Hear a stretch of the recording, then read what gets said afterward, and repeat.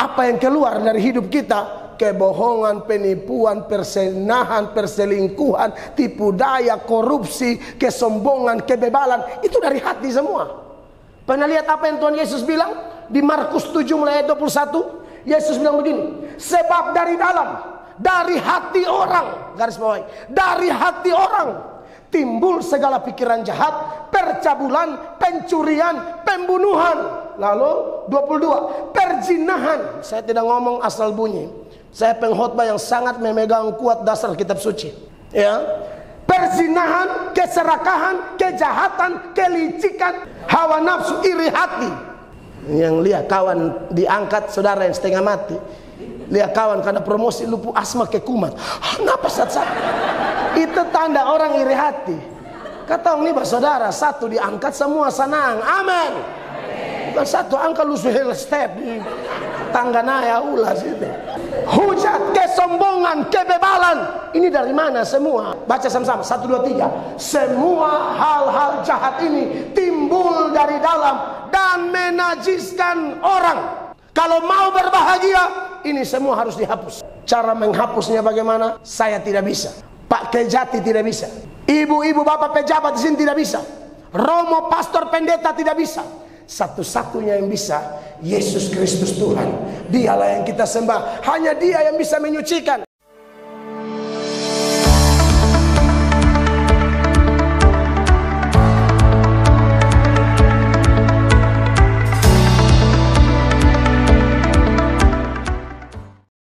Puji Tuhan, shalom. Puji Tuhan, saya mengucap syukur sekali lagi saya ada di kantor Kejaksaan Tinggi ini untuk urusan yang sama, yaitu memberitakan firman Allah. Saya dihubungi oleh Ibu Shirley beberapa waktu yang lalu, tapi pas saya ada di Amerika. Lalu hari Minggu kemarin Ibu ingatkan lagi, dan puji Tuhan hari ini saya punya waktu yang pas untuk bisa saling menguatkan dengan Bapak Ibu kekasih Tuhan. Hari ini saya mengajak kita membuka satu bagian firman Allah di dalam Matius pasal 5 ayat 8. Apakah ayatnya sudah bisa ditayangkan? Oh, ternyata bisa. Puji Tuhan. Matius pasal 5 ayat 8. Mari kita baca ayat ini bersama-sama. 1, 2, dan 3. Berbahagialah orang yang suci hatinya, karena mereka akan melihat Allah. Di pagi yang diberkati ini, Bapak Ibu terkasih, saya akan mengangkat tema, yaitu berkat spesial bagi pegawai Kejaksaan Tinggi. Haleluya.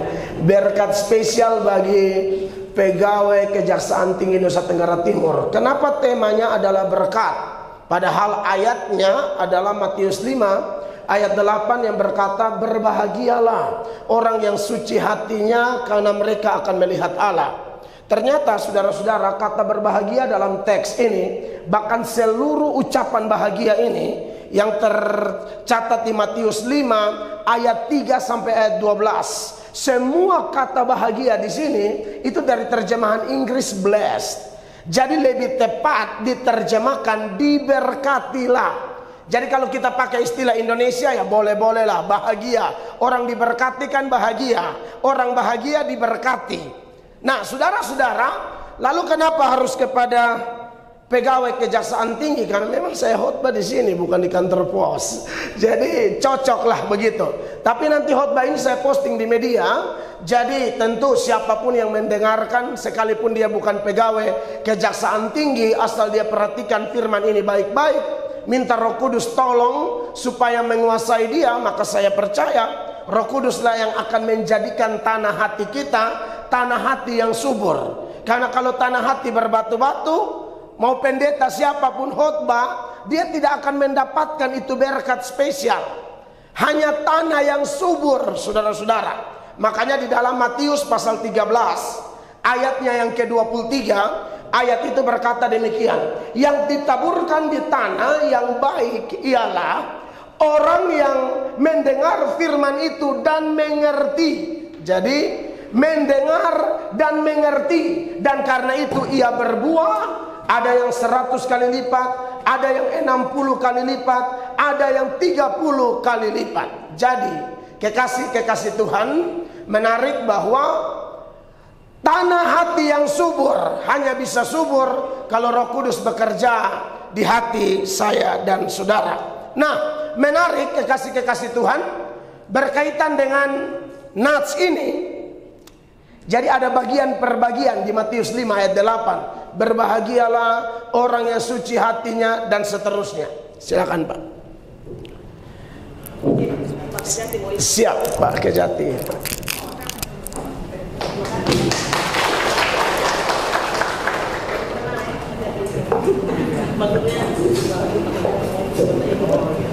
Baik, puji Tuhan, terima kasih buat Pak Kejati.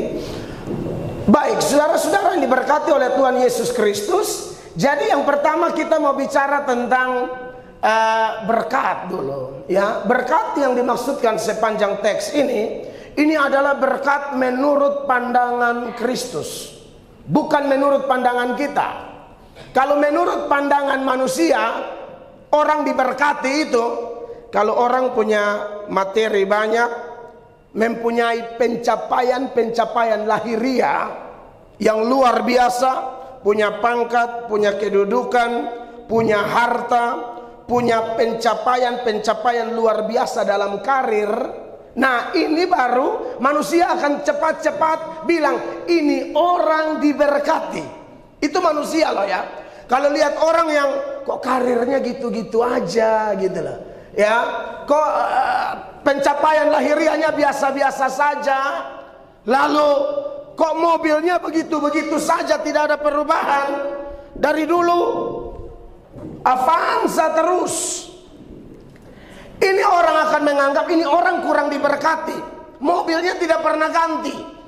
Orang lain sudah ganti, yang Alphard sudah ganti Fortuner, Pajero Sport 4x4.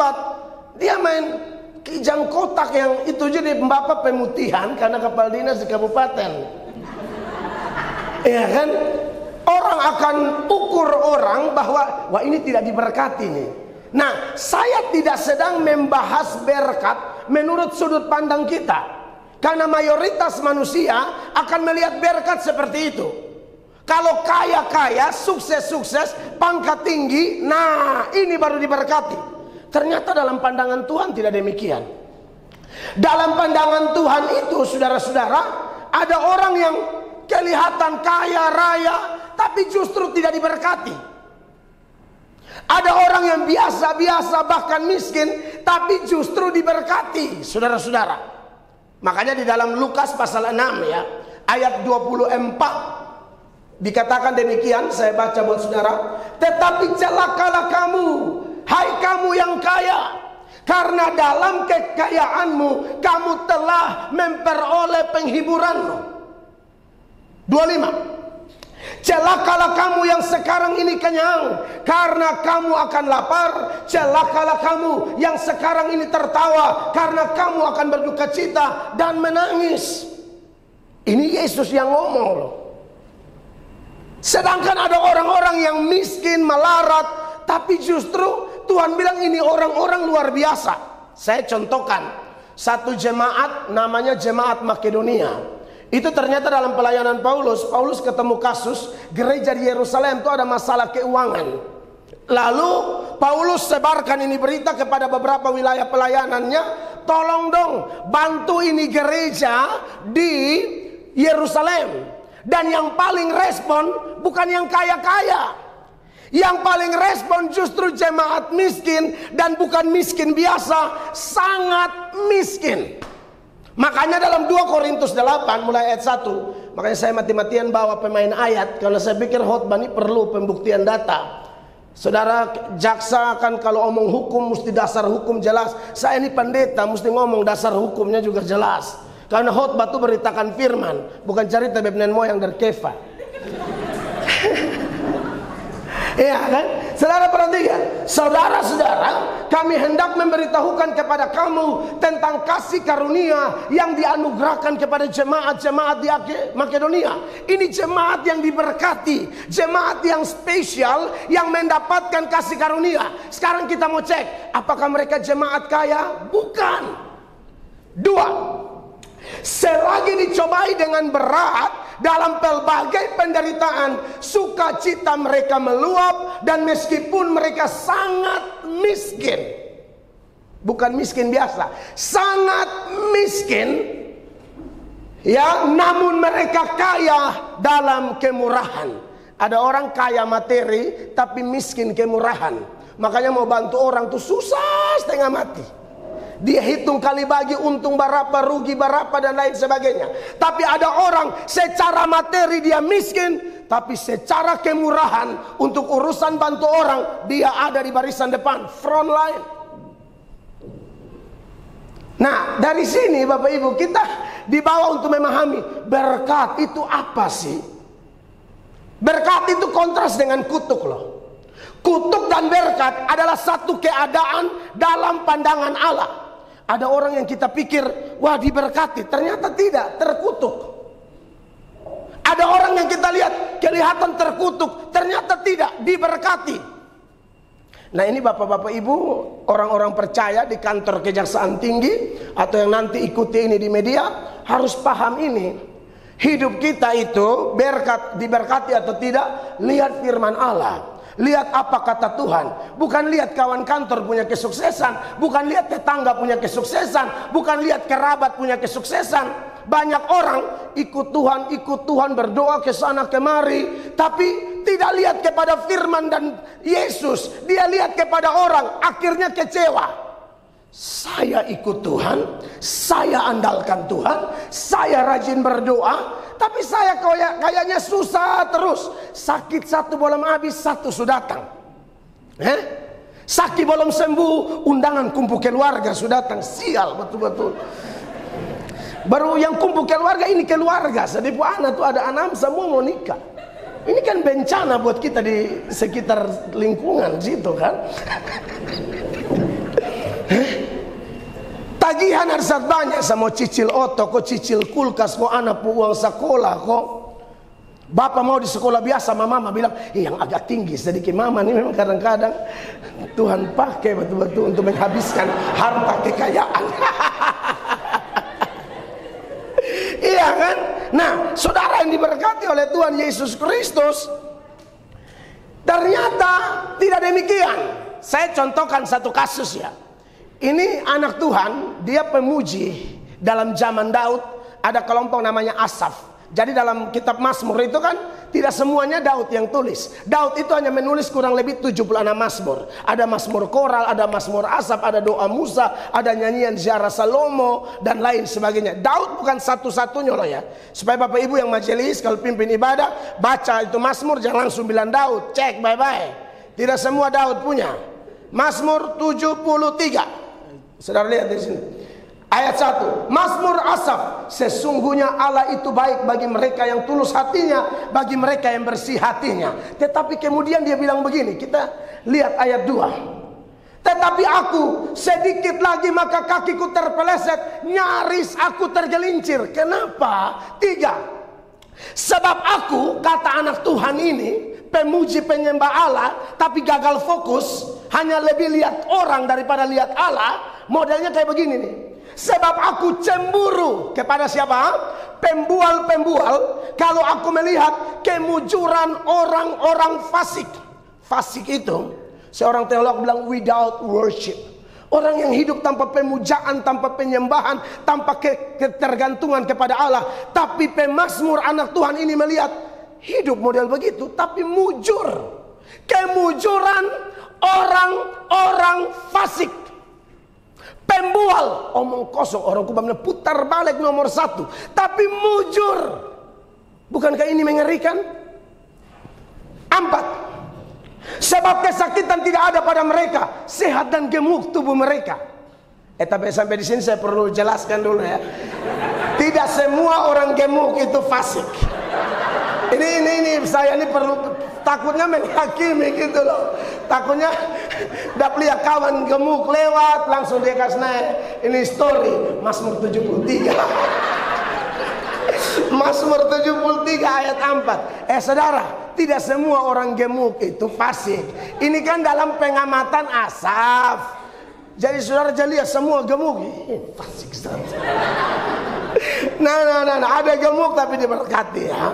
Sudah, kita jangan hakimi orang. Nah, saudara lihat, tidak pernah sakit.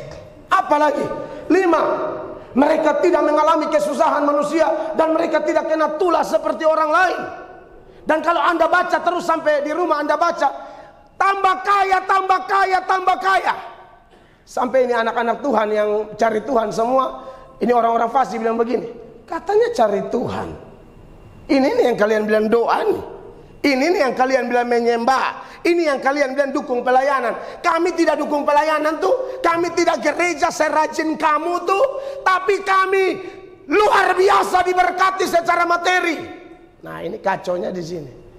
Ternyata nanti Asaf ini juga rasa kecewa sekali. Makanya kita lompat langsung di ayat 12. Dia bilang begini. Dan saudara pulang baca sendiri. Kita tidak mau baca semua. Sesungguhnya itulah orang-orang fasik. Mereka menambah harta benda dan senang selamanya. 13. Sia-sia. Sampai pemazmur bilang, saya yang takut Tuhan ini kayak sia-sia pelayanan saya.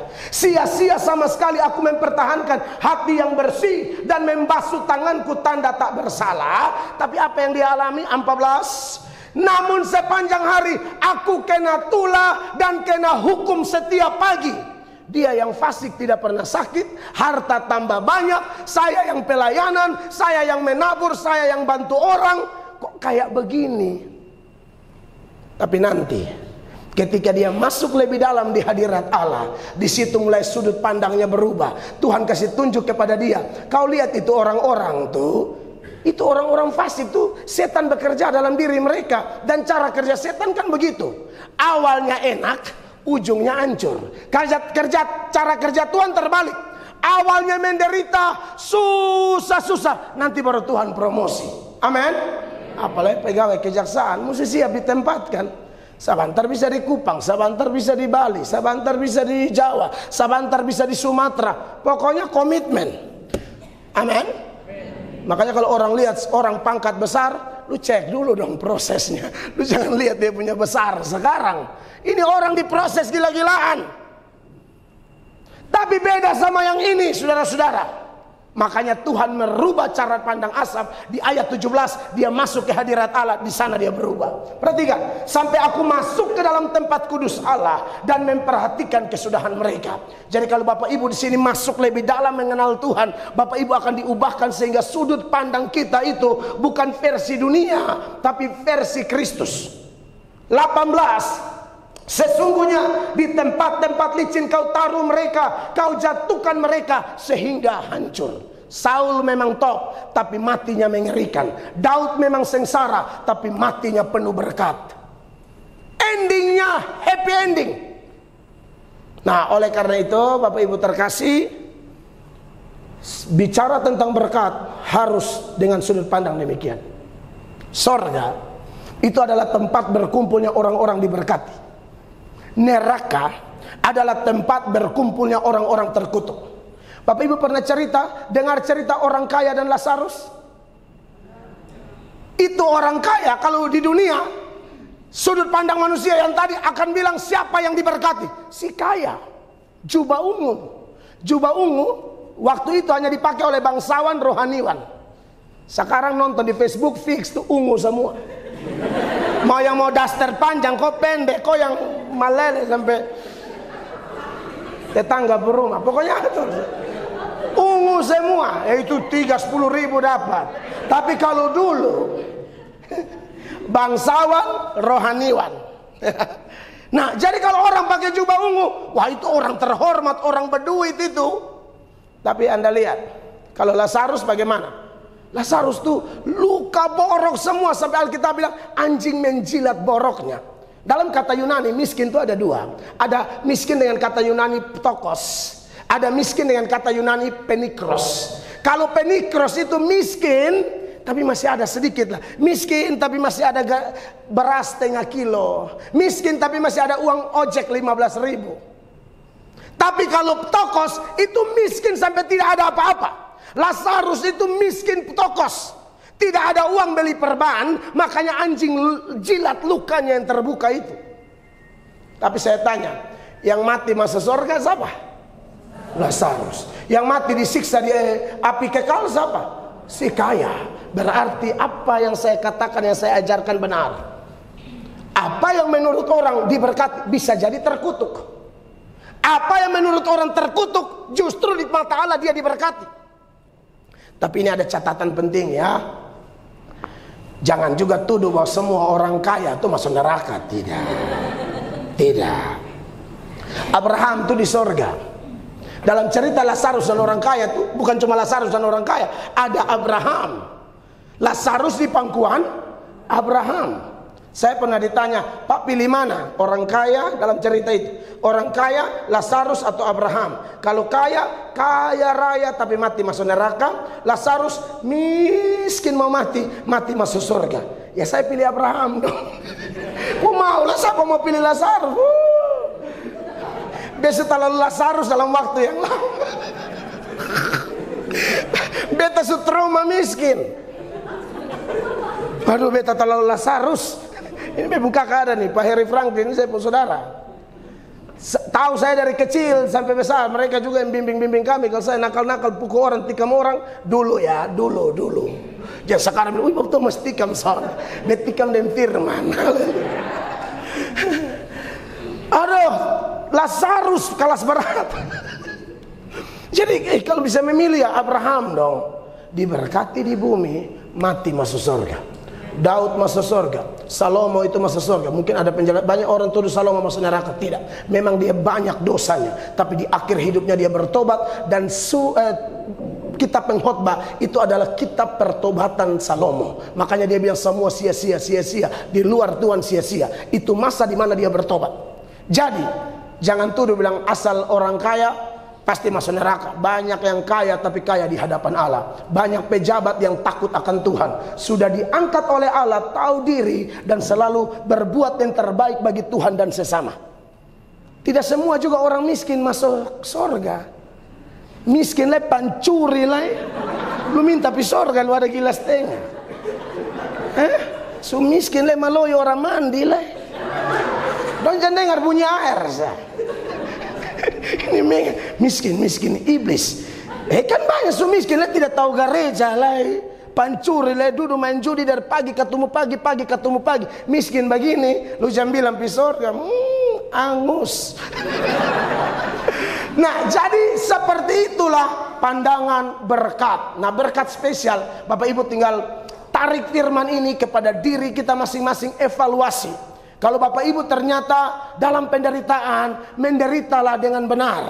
Sebab definisi pikul salib, kan Yesus minta kita ya, barang siapa mau mengikut aku, menyangkal diri, pikul salib, ikut aku. Definisi pikul salib itu adalah menderita karena taat Tuhan, menderita karena cinta Tuhan. Itu salib. Ya, kalau ada ibu-ibu, saudara hidup benar, ajak orang melayani Tuhan, ya. Lalu orang gosipin Anda, atau mungkin Anda kena tampar, itu salib. Tapi kalau ada kumpulan tanta-tanta kejar Anda pakai haken 12 cm, lalu dia titi saudara sampai mandi darah karena saudara ganggu dia pulaki, itu bukan salib. Itu memang lelhanak. Sorry to say, itu bukan salib. Lu memang harus dapat titi. Orang pulaki ada diam-diam. Kenapa lu WhatsApp yang jam 2 pagi bilang berindu kumis darah? Hello. Lu pikir itu kumis itu pagar kantor kejaksaan? Rindu kumis dan 1:30.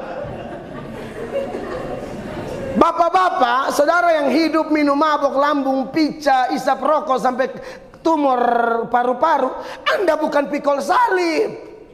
Itu memang Anda cari hal. Aman? Jadi jangan bilang pikul salib. Pikul salib itu menderita karena taat Tuhan, menderita karena kerja lurus, menderita karena pegang prinsip iman, menderita karena tidak kompromi. Itu salib. Dan orang begini, di balik salib engkau akan tunggu mahkota pasti datang.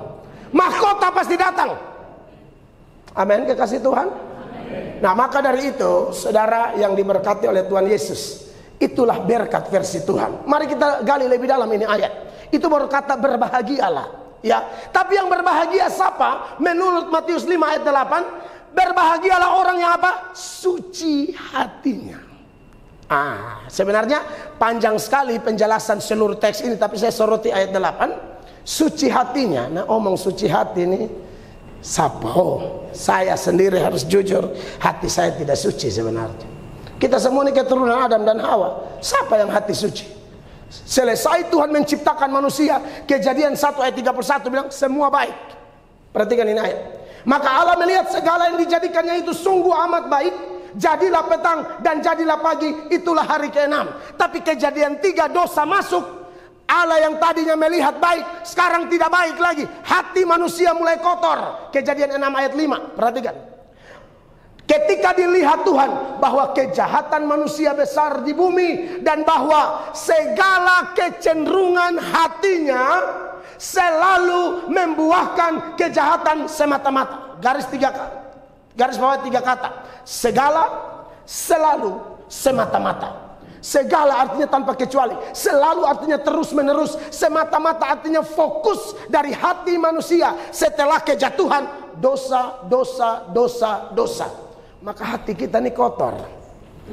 Apa yang keluar dari hidup kita? Kebohongan, penipuan, persinahan, perselingkuhan, tipu daya, korupsi, kesombongan, kebebalan. Itu dari hati semua.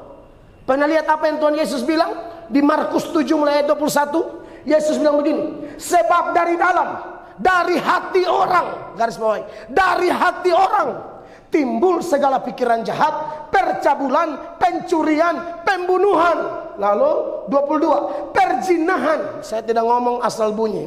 Saya pengkhotbah yang sangat memegang kuat dasar kitab suci. Ya. Perzinahan, keserakahan, kejahatan, kelicikan. Saya tidak jelaskan satu-satu ini lagi ya, makan waktu nanti. Tapi kalau saudara lihat ada di dalam, ya, ini pagi Tuhan mau tolong Anda. Amin. Apa lesu sampai mana? Hawa nafsu, iri hati. Yang lihat kawan diangkat, saudara yang setengah mati. Lihat kawan karena promosi lupu asma ke kumat. Napas satu-satu. Itu tanda orang iri hati. Kata nih bah saudara, satu diangkat semua senang. Amin. Bukan satu angkat lu suhel step di tangga naya ulas itu. Hujat, kesombongan, kebebalan. Ini dari mana semua? 23. Baca sama-sama. 1, 2, 3. Semua hal-hal jahat ini timbul dari dalam dan menajiskan orang. Kalau mau berbahagia, ini semua harus dihapus. Cara menghapusnya bagaimana? Saya tidak bisa. Pak Kejati tidak bisa. Ibu-ibu bapak pejabat di sini tidak bisa. Romo pastor pendeta tidak bisa. Satu-satunya yang bisa, Yesus Kristus Tuhan. Dialah yang kita sembah. Hanya Dia yang bisa menyucikan. Usaha apapun kita tidak akan suci, hanya menambah kekotoran. Ada orang mau tutup dosa A, dia tutupnya pakai apa? Pakai dosa B. Jadi dosa beranak cucu dosa. Dia pikir dia bisa hapus ini dosa dengan dia punya amal ibadah. Tidak bisa. Lihat itu Kain setelah bunuh Habel. Dosa pertama apa? Panas hati atau iri hati. Dosa kedua apa? Tidak peduli firman Allah. Tuhan bilang, kenapa lu punya muka begitu? Tidak peduli. Orang kalau hati sudah begitu, mau pendeta siapa pun dia tidak dengar. Tuhan Allah sedang dengar nah. Pinmel atau ngali ini. Dosa pertama iri hati. Dosa kedua tidak peduli firman. Dosa ketiga bunuh. Lihat, dosa beranak cucu dosa. Sebunuh habis Tuhan tanya, di mana Habel? Dia bilang, apakah aku penjaga adikku? Dosa keempat, tipu. Berarti cara menyelesaikan dosa tidak boleh pakai cara kita, pakai cara Tuhan. Hanya satu cara, Allah menyucikan hati kita dengan iman. Di dalam Kisah Para Rasul pasal 15 ayat 9, firman Allah berbunyi demikian, dan Ia sama sekali tidak mengadakan perbedaan antara kita dengan mereka sesudah Ia menyucikan hati mereka oleh apa? Oleh iman. Ibrani pasal 9 ayat 13. Jemaat baca 13. 1, 2, 3.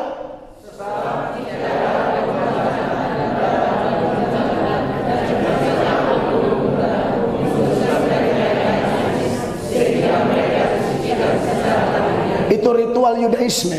Orang disucikan hanya lahiriah. Korban ini itu sucinya tidak pasti, tidak kekal, tidak jelas.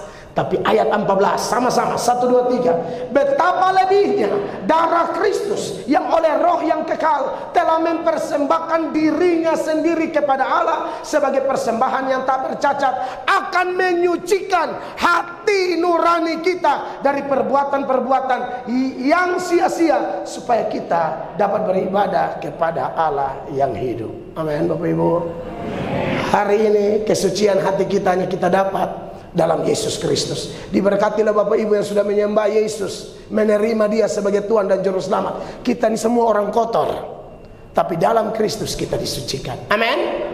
Tapi apakah ini cukup? Tidak. Setelah ini kita disucikan, kadang-kadang kita bisa salah lagi Bapak Ibu. Makanya tetap jaga hidup dalam doa dan dalam pembacaan firman Allah. Jangan dengar firman cukup di sini. Firman itu punya kuasa membersihkan yang kotor-kotor itu. Makanya tolong dulu di ruangan atau sebelum datang kerja 1-2 pasal dulu. Yesus berkata apa? Kamu tidak hidup dari makan roti saja, tapi kamu hidup dengan firman Allah. Jangan sampai terlalu sibuk kerja, urus kasus ini, kasus itu, lupa datang di kaki Tuhan. Tidak bisa begitu. Andalkan Tuhan, tanya Tuhan. Beberapa saudara jaksa ketika hadapi kasus tertentu telepon kami dan tanya petunjuk. Menurut saya ini jaksa rendah hati. Benar. Karena ini kasusnya begini, ini secara Alkitabiah bagaimana? Mereka takut salah langkah. Berarti memang roh takut akan Tuhan itu ada. Orang biasa mencari firman, dia akan dapat penerangan luar biasa. Mazmur 119 ayat 9 mengatakan, dengan apakah seorang muda mempertahankan kelakuannya bersih, dengan menjaganya sesuai dengan firman-Mu. Dalam Yohanes 15 ayat 3, Yesus berkata apa? 1, 2, 3. Kamu memang sudah bersih. Karena apa? Firman yang telah kukatakan kepadamu. Apa manfaat firman? 2 Timotius 3 ayat 16. Segala tulisan yang diilhamkan Allah memang bermanfaat untuk mengajar, untuk menyatakan kesalahan. Yang ketiga apa? Untuk memperbaiki kelakuan. Dan yang keempat, untuk mendidik orang dalam kebenaran. Itu fungsi firman. Maka diberkatilah Bapak Ibu pegawai kejaksaan yang sibuk kerja, tapi masih mau bikin ibadah terbaik. Keren. Dan tolong jaga saat teduh, karena hati ini penting. Amsal bilang apa? Jagalah hati dengan segala kewaspadaan, karena dari situlah terpancar seluruh kehidupan kita. Kalau hati bersih, kerja bersih, rumah tangga diberkati, pelayanan diberkati. Amin Bapak Ibu. Dan yang berikut, kalau salah tolong mengaku di hadapan Allah. Di pendeta tak usah, pendeta nomor berapa, di kunci kamar tuh berlutut. Amin. Siapa yang berani bilang dia tidak berdosa di sini? Tidak ada, saya juga. Kalau ada orang mengatakan saya tidak berdosa, itu orang sedang melakukan dosa. Dosa apa? Dosa tipu. Tipu siapa? Tipu dirinya sendiri. 1 Yohanes 1 ayat 8. Saya semua habis nih. Tahan. 1, 2, 3. Jika kita berkata bahwa kita tidak berdosa, maka kita menipu diri kita sendiri dan kebenaran tidak ada di dalam kita. Oleh karena itu apa? 9. 1, 2, 3. Jika kita mengaku dosa kita, maka Ia adalah setia dan adil, sehingga apa? Ia akan mengampuni segala dosa kita dan menyucikan kita dari segala kejahatan. Beriman, dengar firman, doa minta ampun. Dan ada satu doa lagi, berdoa supaya Tuhan arahkan hati kita kepada Tuhan saja. Amin, kekasih Allah. Dan yang terakhir, kalau sudah begitu, Matius 5 ayat 8 bilang, berbahagialah orang yang suci hatinya. Kenapa? Mereka akan melihat Allah. Saudara akan melihat Allah. Lihat Allah di sini bukan seperti yang sering terjadi ya. Kadang-kadang di Kupang nih persekutuan doa terlalu banyak. Tutup mata sedikit, beda pelia Yesus. Dia bilang lu terlalu banyak lihat kalender. Masa sedikit-sedikit lihat Yesus? Bukan itu, melihat Allah bukan begitu. Ya, Melihat Allah itu kalau nanti di akhir zaman di sorga kita face to face. Tapi masih di dunia ini definisi melihat Allah adalah merasakan kehadiran Allah dalam seluruh perjalanan hidup kita. Di kantor Allah beserta kita, di mobil Allah beserta kita, di rumah tangga Allah beserta kita, dalam setiap pikiran, perkataan, keputusan-keputusan kita ada Tuhan di sana. Kosmonot Uni Soviet namanya Yuri Gagarin.